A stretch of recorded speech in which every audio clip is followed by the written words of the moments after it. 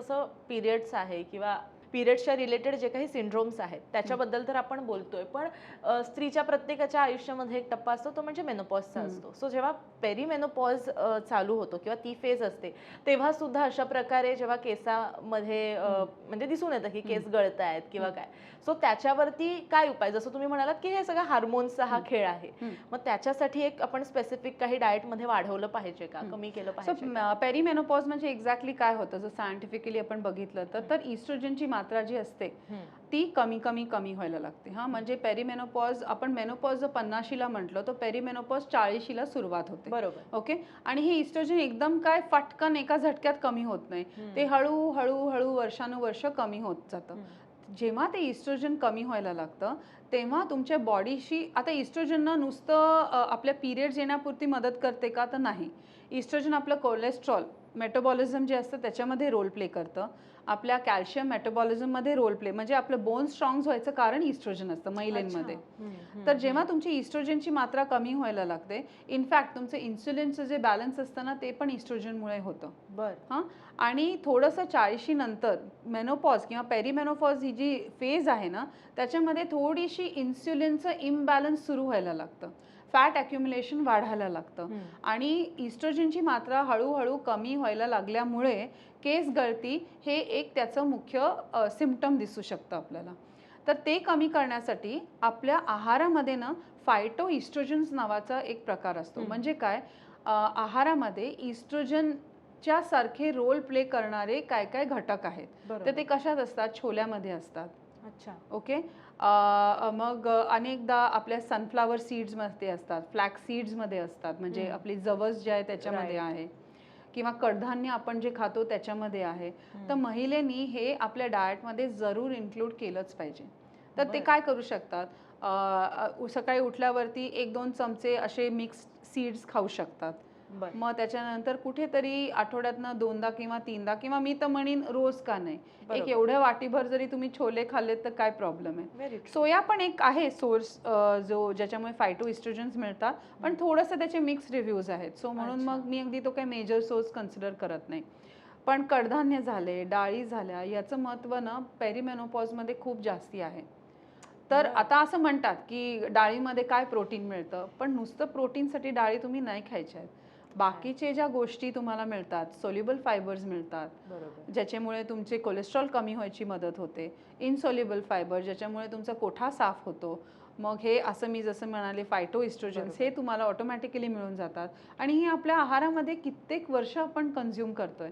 आपण थोडी ना ऐकलेलं, आपल्या आज्या आणि आपल्या आया सांगतात आपल्याला की मला मेनोपॉज आणि पेरीमेनोपॉजचा त्रास होतोय. Very true. कारण नॅचरल आहारच एवढा होता त्यावेळेला की ह्या गोष्टी, आणि ऍक्टिव्ह पण किती होत्या, आपल्यापेक्षा जास्ती खूप ऍक्टिव्ह होत्या त्या.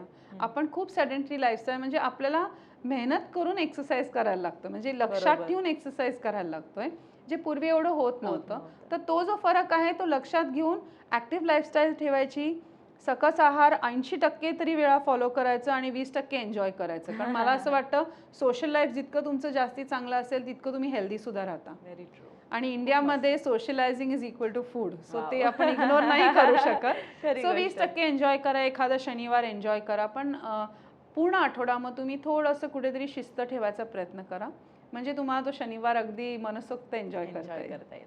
अगदी आता आपण उत्तरार्धात येतोय. एक महत्त्वाचा टप्पा येतो की बरेचदा जेव्हा केसांच्या रिलेटेड किंवा त्वचेच्या रिलेटेड असे काही प्रॉब्लेम जाणवतात तेव्हा मोस्ट प्रोबॅबली बऱ्याचदा आपण म्हणजे जे काही घटक मिळतात ते मांसाहारातून मिळतात, पण आता जी लोक मांसाहार करतच नाही आहेत किंवा शाकाहारीच आहेत त्यांच्यासाठी अगदी क्विक तुम्हाला काही इन्ग्रेडियंट सांगायचे असतील किंवा असे पदार्थ सांगायचे असतील तर काय सांगा?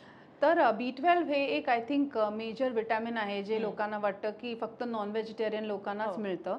पण एक सरप्राइझिंग फॅक्ट असा आहे की B12 हे ना आपल्या शरीरामध्येच बनतं. तर जेव्हा आपली गट हेल्थ व्यवस्थित असते तेव्हा B12 आपल्या शरीरामध्येच बनू शकतं. बरोबर. तर ताक घेणं, दही घेणं, किंवा कच्च्या फळं आणि भाज्या, मी परत परत तेच सांगते, कच्च्या फळं आणि भाज्या कडधान्य घेणं आणि आपले हे असतात ना सीड्स आणि नट्स, म्हणजे बदाम झाले, अक्रोड झाले, ह्याचं प्रमाण आपल्या आहारामध्ये व्यवस्थित जर तुम्ही ठेवलं तर तुम्ही जरीही व्हेजिटेरियन असाल तरी तुम्हाला तुमचे सगळे प्रोटीनची, आयर्नची रिक्वायरमेंट ऑटोमॅटिकली मिळून जाते. त्याची काय काळजीच करायची गरज नाही.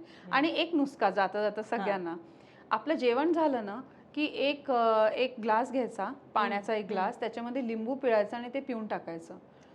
जे आहारातलं आयन असतं ना त्याच्या अब्झॉर्प्शनसाठी हे व्हिटॅमिन सी आपोआप काम करून जातं.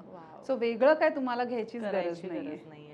आणि अगदी शेवटचा प्रश्न तो म्हणजे बऱ्याच लोकांना काही सवयी असतात, म्हणजे सकाळी उठल्या उठल्या अगदी उपाशी पोटी चहा कॉफी पिणं असेल किंवा काही अशा सवयी की ज्याच्यामध्ये आपण ज्याला म्हणतो हॅबिट पडते, धूम्रपान आहे, मद्यपान आहे, या सगळ्याचा पण आपल्या हार्मोनवर आणि आपल्या डाएटवर किंवा एकंदरीत केसांवरती वगैरे कसा परिणाम होतो आणि त्यासाठी काय केलं पाहिजे? ऑफकोर्स हे तर नोनच आहे की सिगरेट स्मोकिंग याच्यानी तर डायरेक्टली तुमच्या बॉडीमध्ये ऑक्सिडंट्स जे आहेत त्याचं प्रमाण वाढतंय आणि त्यामुळे तुमचे केस गळायची सुरुवात होण्याचे चान्सेस आहेत. आणि अनेक वेळेला जे स्मोकिंग करतात त्यांचं ना आहार पण कमी असतो, कारण भूक मारली जाते त्यांनी. तर हे तर अगदी मी म्हणेन की टोटली अवॉइड करता आलं तर वेल अँड गुड. बरोबर.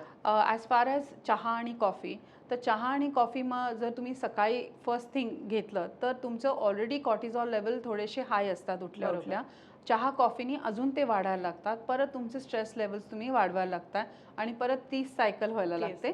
आणि त्याचबरोबर ना तुमचं जे काही मेटाबॉलिझम असतं, जी काही अग्नी असते ती थोडीशी ना मंदावते हे चहा कॉफी एम्प्टी स्टमकवर घेतल्यावरती. तर ते तुम्ही फर्स्ट थिंग नका घेऊ. तुम्हाला अगदीच घ्यायचं असेल चहा आणि कॉफी तर एखादं काहीतरी तुम्ही खजूर खा, ड्रायफ्रुट्स खा, मनुके खा आणि मग एक 15-20 मिनिटांनी हे घेऊ शकता.